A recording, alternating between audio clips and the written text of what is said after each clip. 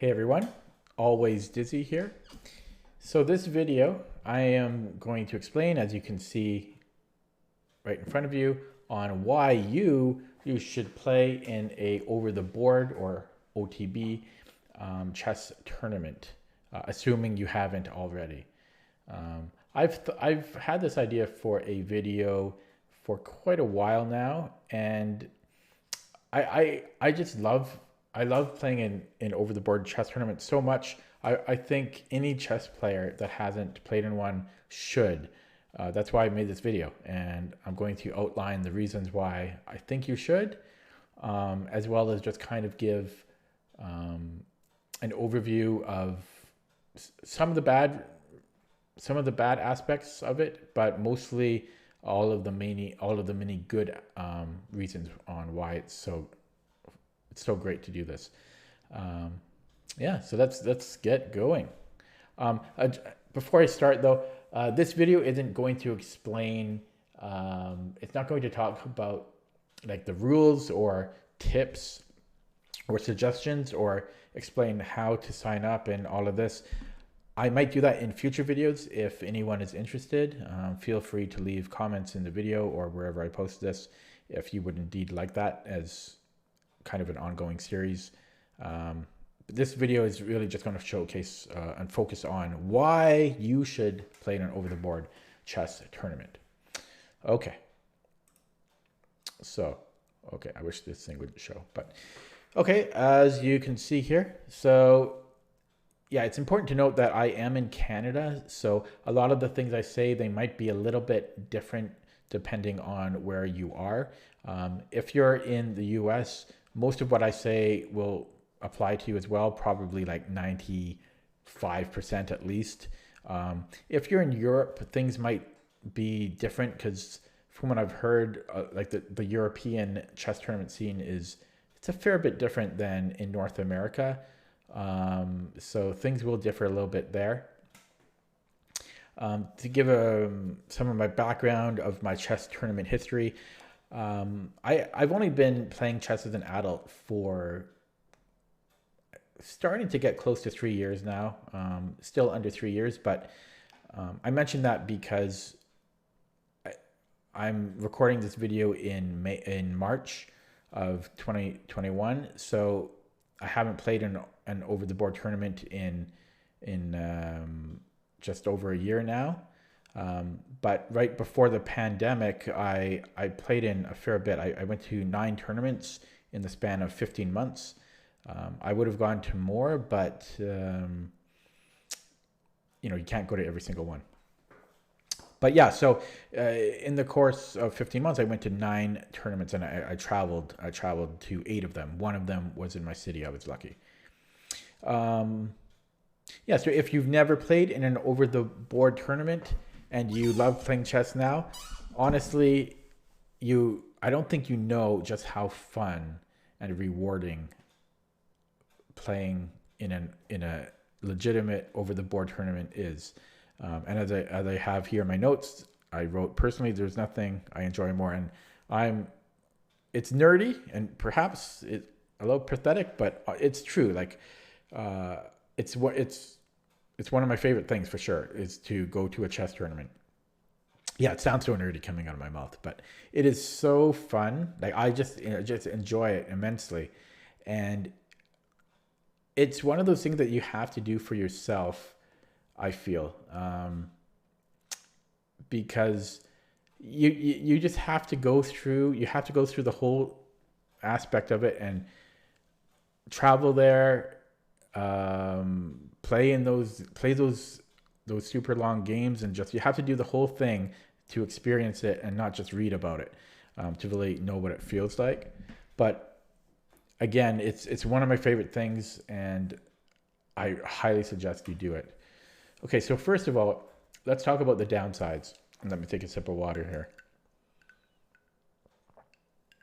So let me get this little pointer thing out here. Okay, so first of all, it is expensive. That's really the number one downside. It is not cheap, especially when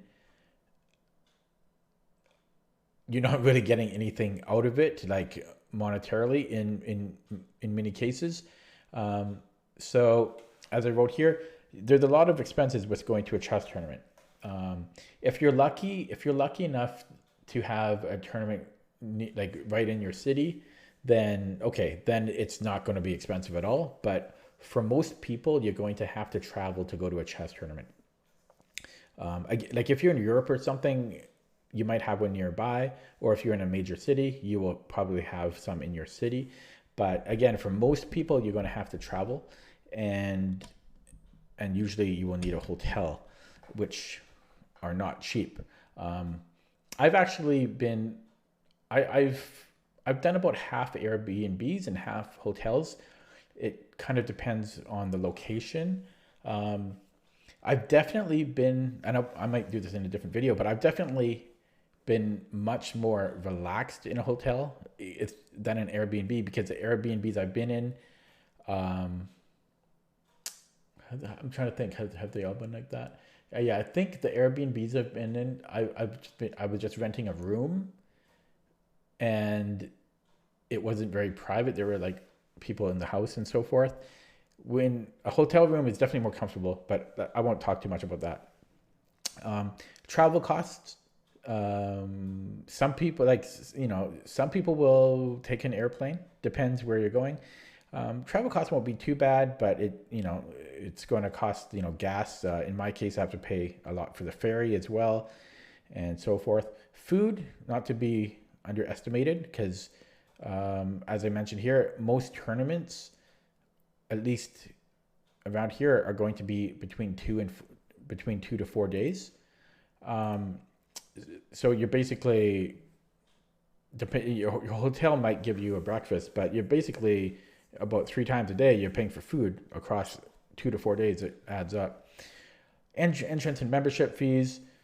Personally, I think I've spent an average of around $500 Canadian per tournament. Possibly, it could be more. It depends on the tournament. Depends, how I'm doing it. But that can get expensive, right? Um, if you're doing 10 tournaments a year, it's $5,000. It adds up. It is cheaper. You can do it cheaper though, if you pack some of your own food. Carpool, couch surf. Something I didn't mention here was you could split a hotel room with somebody. I almost did that a few times, but yeah, I kind of chickened out. I I like my sleep and my alone time, and uh, so I didn't quite do that. But yeah, that would cut down your costs. So another downside to tournaments, they are absolutely exhausting. And if you've never played in a classical over the board tournament, I don't think you understand how exhausting they are. Just physically, but also just mainly mentally. Even if you played in a chess club, it's not the same as going to a tournament. And because most games are, as I say here, they're about 3 to 4 hours long, and they are grueling. It's not like at home just playing online, and it's not even like playing online for 3 or 4 hours. Playing an over the board tournament where you've invested so much money and time, like maybe you might have drove 3 hours to get there, right? And then you made all these plans and everything. You might have prepared for 3 months practicing and so forth, and then you're thinking for 3 or 4 hours. It means so much. The games mean so much because you put so much into it. Sometimes if you have a long game, you are exhausted, and then you might only have about 10 or 15 minutes to run and to run to like some fast food place and get something to eat before your next round starts. And then you have like another 3 or 4 hour game, and then you're exhausted. It is really mentally draining. I can't emphasize that enough, especially as you get older, right? As you get older, it's like I've found it extremely difficult. Okay, this video is going to get quite long, but yeah, as I mentioned here in US and Canada, Often you play 2 games per day. That's so that you can kind of fit in about a 5 round Swiss on the weekend, or a 3-day span. So sometimes you get, well, is there ever 3 games in a day? No, usually not. Sometimes you'll get 1 game in a day if it's a longer tournament. But yeah, so each day you're like 6 to 8 hours of just, your brain is just sore. It's ridiculous. And then lastly, poor performance. So I wrote this here because, as I kind of mentioned before, imagine that you've been practicing for 3 months just for this one tournament. You get time off work. You invest like $500 or so, $400-500 to go to the tournament, and then you just, I don't know, you blunder in game 2, game 3.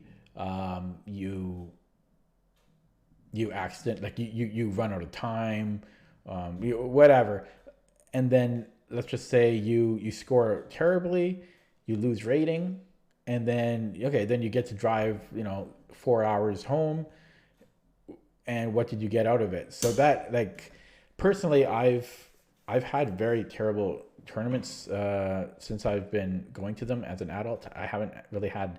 I've had like a couple of okay ones, but I've had so many terrible ones. So it shows you how much I like doing this, despite having terrible performances so far. But those are the 3 downsides. Okay, the upsides, and there's many of them. So the main one, I would say, for people that haven't played in one, in a chess tournament, you can finally get an official real rating, right? Not a chess.com or lead chess rating, an actual national or FIDE rating. You won't have to guess anymore what your rating might be. Spoiler alert, it's probably going to be way lower than you thought it would be. I can tell you that out of experience. So be prepared for that. It's probably going to be way lower than you thought. But it depends where you are and how lucky you are with your first tournament. But yeah, you'll get an official rating. That's an upside. Secondly, I think this deserves emphasis, or recognition anyways, that you can compete against local and regional competition. It's fun playing online and so forth, but everyone's just anonymous. It's almost like you're playing computers in a way.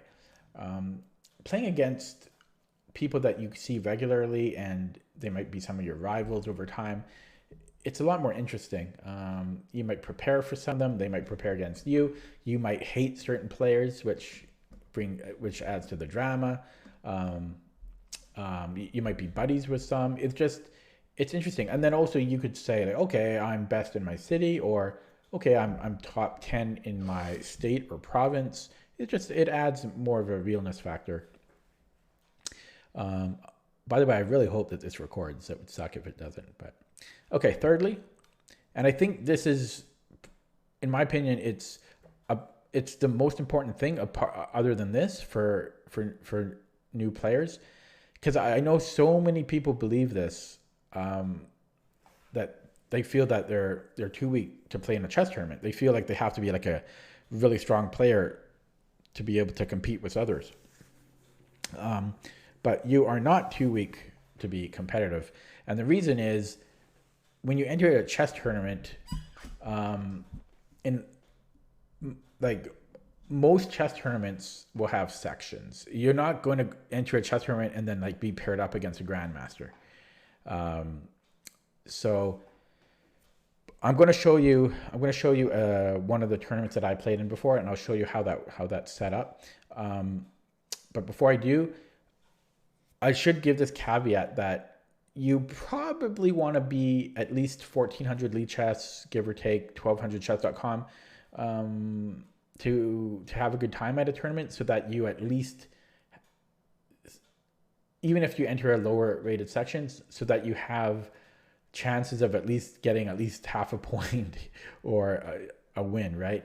If you're under that, you might actually just lose all your games, even in the lower sections. So you still could, even if you're like 1200 lead shots, you could still enter in a tournament, but there's a good chance you will lose all of your games, and then you might not have a good time.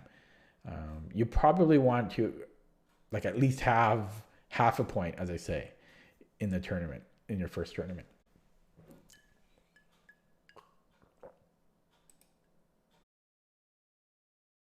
Okay.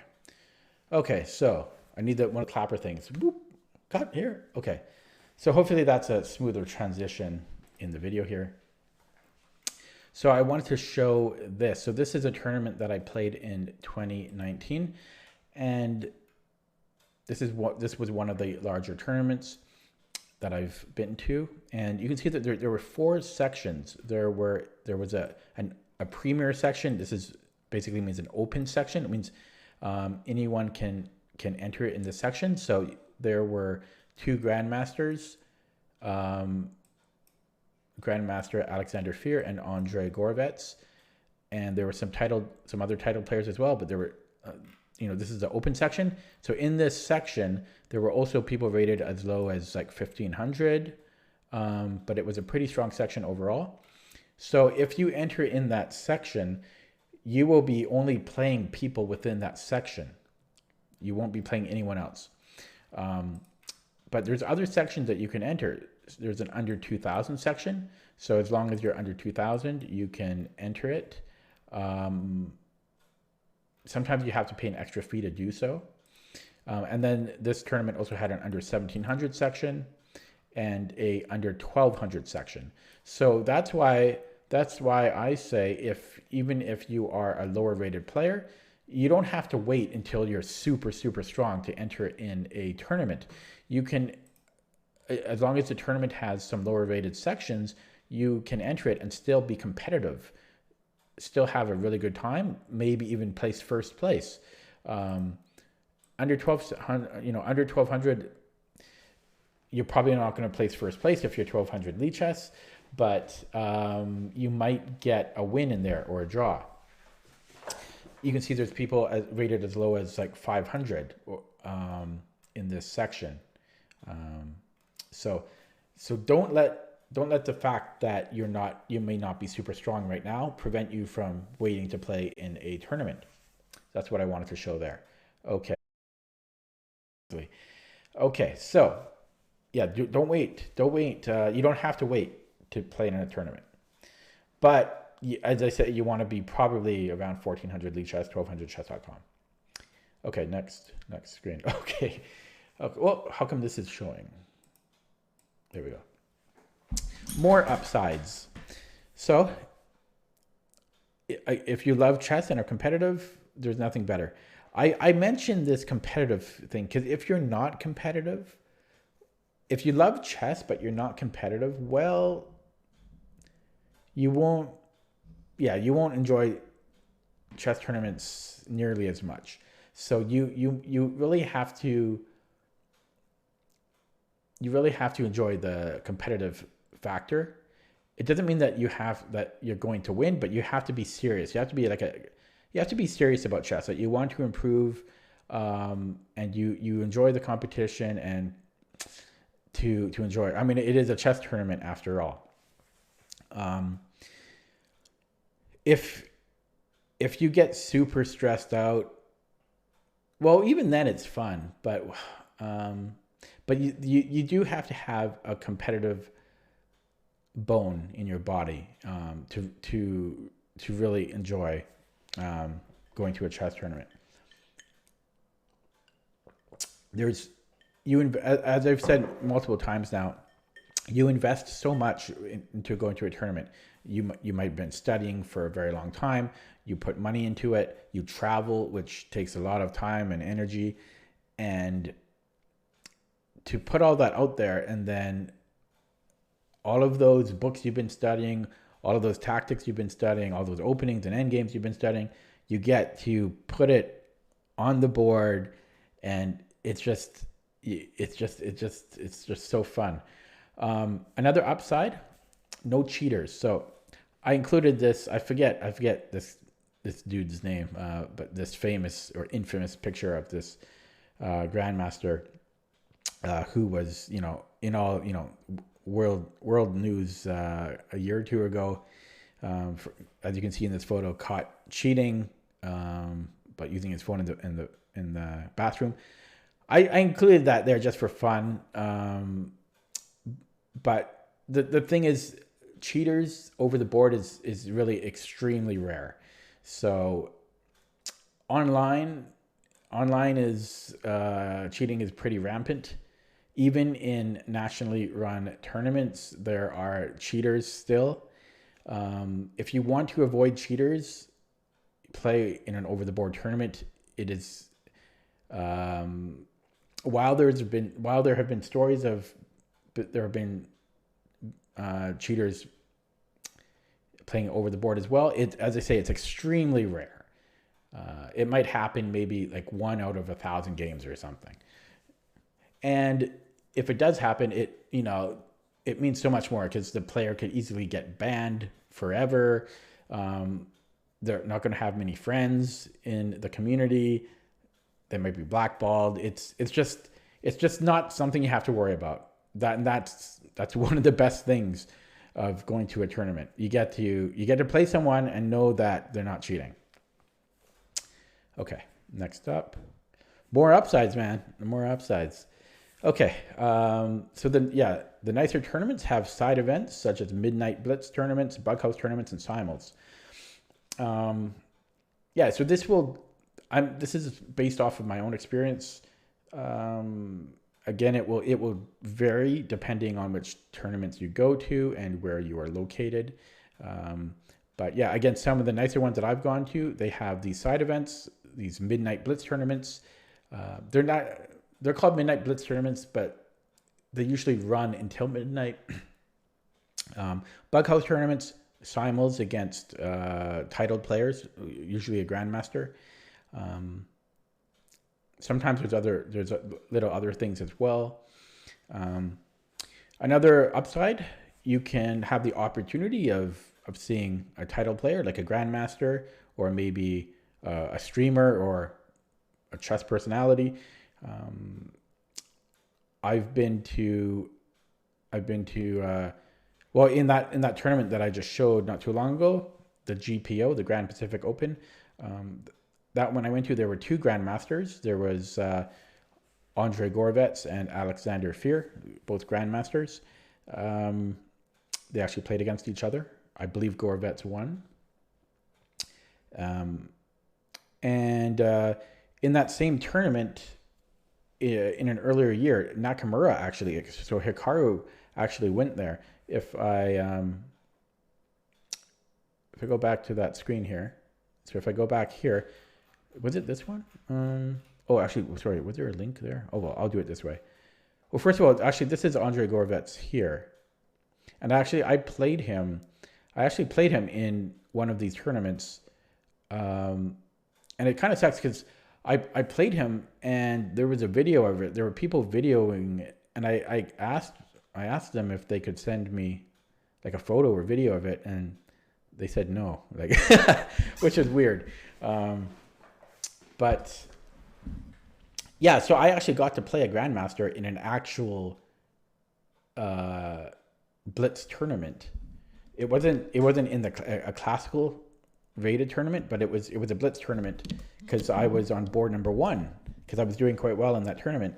And yeah, I got to play a grandmaster, and that was pretty cool, By the way, I actually did very well, and I'm surprised how well I did. I did lose, obviously, but we were, I think, the last game to finish. It was, I don't want to say it was that close, but it was close enough where we were the last game to finish. Anyways, what were they going to show? Oh yeah, I wanted to show Hikaru. I think that was 2012. Yeah, here's Hikaru. So my point just being that, some of these tournaments you get some grandmasters to show up, and it's kind of cool. Okay, let me go back. And then I wrote Feingold here because I have One of my regular viewers on Twitch told me a story. He went to a tournament, and he met Ben Feingold in the elevator, and Ben said, they just had some elevator talk, and Ben said like a couple jokes. But I mean, this is just one of those little perks that some of these tournaments have. I want to get that little pointer again. And most, like, a lot of tournaments won't have these grandmasters, but some of them do. So more upsides, exciting and relaxing. It's interesting, because one of the reasons I like to go to the tournaments is I find it very, very zen-like, and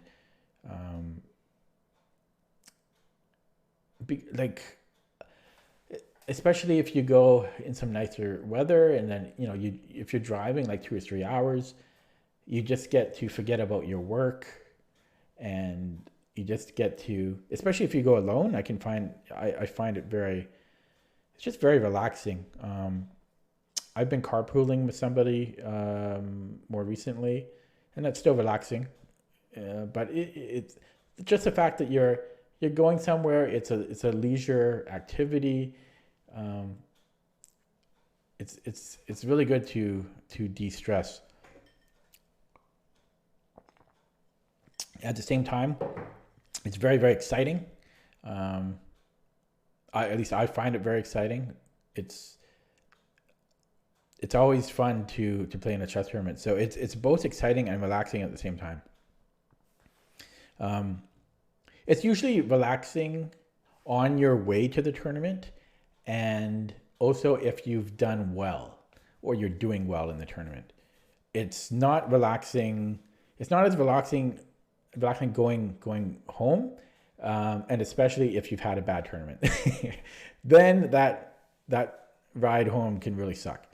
Another upside, tournaments, it's always something to look forward to and train towards.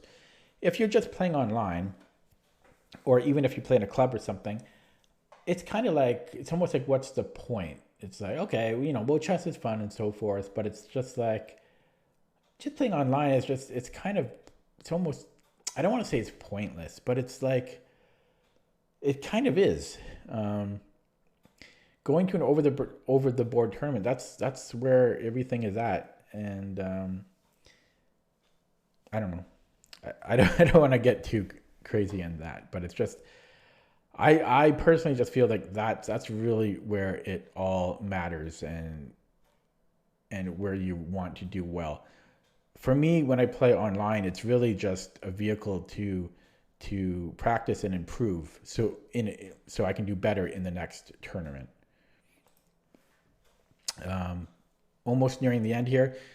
I saved this for last because I didn't want to focus on this, but some of the tournaments I go to, they have an actual little ceremony for the winners.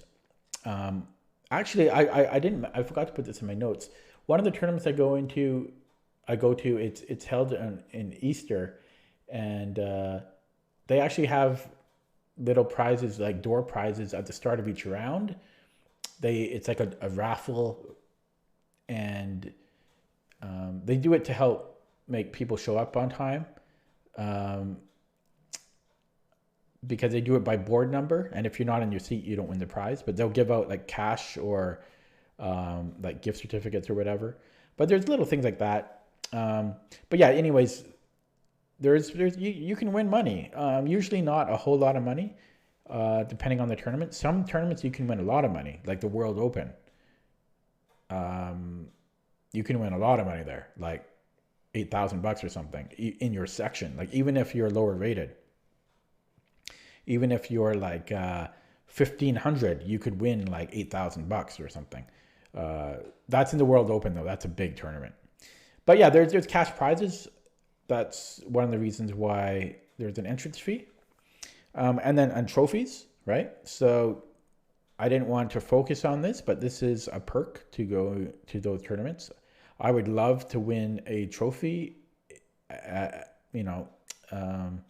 won some trophies as a kid, but I want to win one as an adult. Eat chips in my stream right now just asked, will I be playing in an over-the-board tournament soon? No, there's a little thing called COVID-19. And Canada is currently only 5% vaccinated. I think tournaments might open up in January 2022. Ugh, yeah. But yeah, it's gonna be a bit more of a wait, but at least there's an end in sight now. So this video that I'm making right now might kind of suck, because I'm saying, hey, you should be playing in a tournament, but you can't right now. So, well, it depends where you are. Some places you can. Anyways, as I kind of started with the video, I could talk about chess tournaments forever. So if you liked this video, I could make more that focuses on different aspects of the tournaments, such as like tips and strategies, what to expect, and so forth. Just let me know in the comments. I'm going to finish with some photos just to give you some visuals. So this is most of these photos where you see me in person are going to be from the Victoria Open, I believe. I think this was my second tournament as an adult, actually. That's me here, if you haven't spotted it. Oh yeah, I was playing Rowan. Okay, yeah. So this is just like some of the tournaments. This is one of the higher rated sections. Here's me again. Yeah, there will be a lot of kids at tournaments, and they will be strong as hell. I lost this game, but okay. So just some more photos to give some visuals. One of the things I learned, I've got my fingers in my ears. Again, this was my second tournament as an adult. I now bring earplugs, as you can see this guy has, and so I don't have to plug my fingers in my ears. There can be some ambient noise, even though it's very quiet. The ambient noise can still distract you, or at least it does me. So that's what I was doing there. I needed full focus. I just included these just to show it. Like I just really love going to chess tournaments. I'm just so happy. I just love going. I love getting ready, packing, and just, I don't know, man. It's so great. Just some more photos from tournaments. Like here, I'm having lunch with one of my friends here, and a